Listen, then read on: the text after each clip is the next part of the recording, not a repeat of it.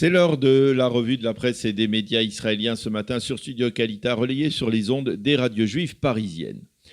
La même photo, le même titre figure ce matin à la une des deux principaux quotidiens israéliens, le Israël Hayom et le Yediot Aharonot, celle d'Asher Chazout, ce jeune adolescent de 14 ans frappé avant-hier par la foudre sur la plage d'Ashkelon. Triste fin, titre ensemble les deux quotidiens qui annoncent qu'après avoir tenté pendant 24 heures de le sauver, les médecins de l'hôpital Barzilai à Ashkelon ont dû renoncer et ont annoncé son décès hier en fin d'après-midi.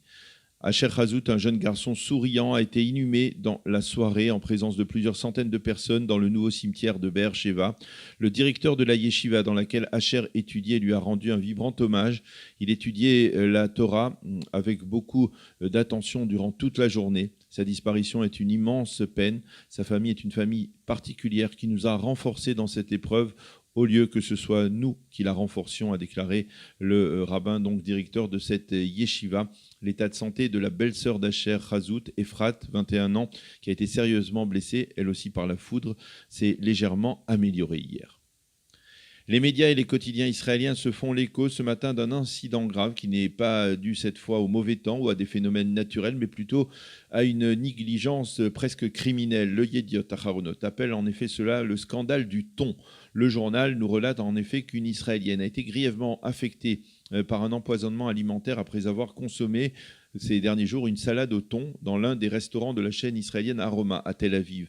Shiri Forer, c'est son nom, une jeune mère de famille, a dû être hospitalisée d'urgence après avoir ressenti des symptômes d'une allergie aiguë et après avoir perdu connaissance au restaurant alors qu'elle était donc en train de consommer une simple salade au thon. Fort heureusement, les médecins de l'hôpital ont réussi à stabiliser son état et à la soigner. Elle a pu être libérée hier, mais le Yediot Aharonot fait état d'une sorte de psychose de la part de clients israéliens de crainte de consommer donc de la nourriture avariée dans les restaurants. Le ministère de la Santé s'est emparé de l'affaire. Ces experts ont établi que le thon consommé par la jeune femme avait été mal entreposé dans un réfrigérateur qui ne fonctionnait pas selon les normes. Le journal explique qu'en cette période particulièrement chaude, il peut y avoir des risques de consommation de denrées avariées.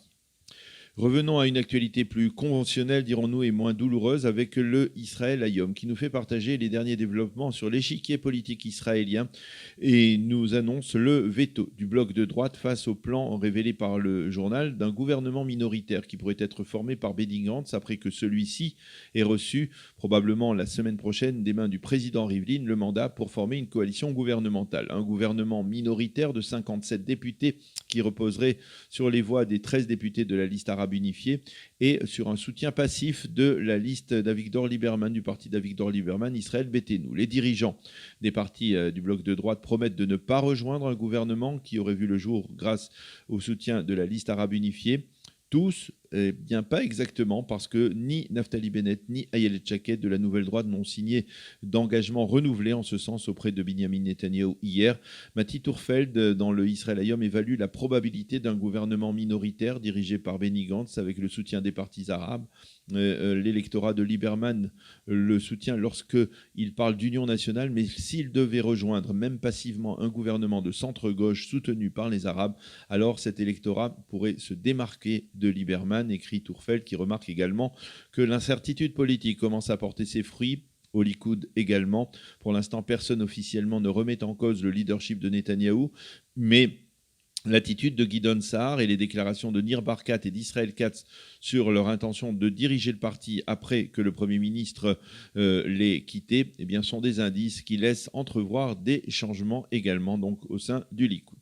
Les journaux et les médias israéliens soulignent également que le chef d'état-major de Tzahal, le général Aviv Kochavi, a rencontré hier le président du parti bleu-blanc, Benny Gantz, à la demande de Binyamin Netanyahou. Le chef d'état-major a tenu au courant Benny Gantz des derniers développements sécuritaires qui sont liés à l'Iran, d'une part, et au départ des forces américaines du nord de la Syrie, de l'autre. Selon les experts, Tzahal serait particulièrement préoccupé par la crise politique actuelle qui empêche, selon l'armée, de prendre des décisions importantes pour la sécurité de l'État d'Israël.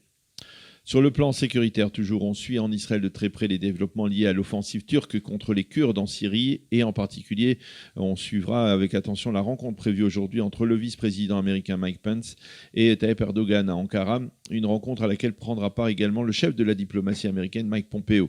Les journaux israéliens soulignent que dans un premier temps, le président turc avait affirmé qu'il n'avait pas l'intention de les rencontrer, mais il a très vite fait volte-face et la rencontre aura donc bien lieu aujourd'hui, sauf bien entendu changement de dernière minute. Pence et Pompeo tenteront de persuader Erdogan de mettre fin à son opération militaire contre les Kurdes, mais ce dernier reste pour l'instant intransigeant.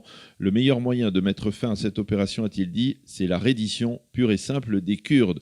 Le Haaretz explique dans une analyse détaillée de la situation que ces derniers développements obligent Israël à reconsidérer toutes ses estimations concernant les différents rapports de force au Proche et Moyen-Orient.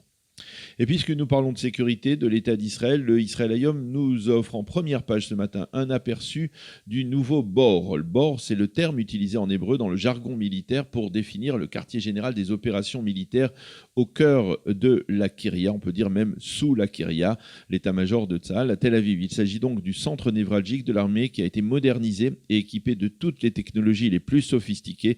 Ce quartier général s'étend dans les profondeurs donc, de l'état-major sur quelques 10 000 mètres carrés. Et le Israël Hayom nous fournira demain, dans l'édition de vendredi, des photos plus détaillées de ce centre où se prendront les décisions militaires les plus importantes. Et puis ce matin, les quotidiens israéliens nous fournissent des photos de la traditionnelle bénédiction des Kohanim qui s'est tenue hier matin sur l'esplanade du Kotel en présence de quelques 60 000 fidèles. Et les sites d'information nous annoncent également ce matin la tenue de la non moins traditionnelle marche de Jérusalem aujourd'hui. Une marche toujours très haute en couleur à laquelle participeront des milliers d'Israéliens et de touristes chrétiens évangélistes venus célébrer la fête de Sukkot en signe de solidarité avec Israël et le peuple juif comme ils le font chaque année. C'est la fin de cette revue de la presse et des médias israéliens sur Studio Kalita.